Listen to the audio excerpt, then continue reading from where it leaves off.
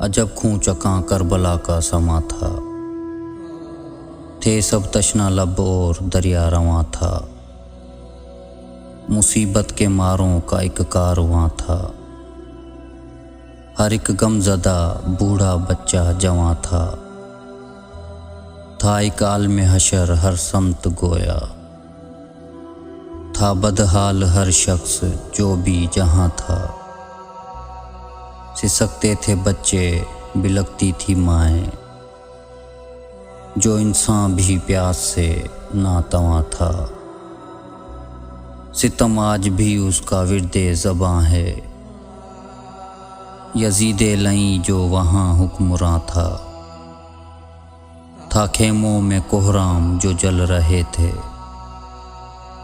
हर एक समत जैसे धुआं ही धुआं था। हुआ करबला में जो कुर्बान बरकी। हुसैन इब्न हैदर का वो खानदां था।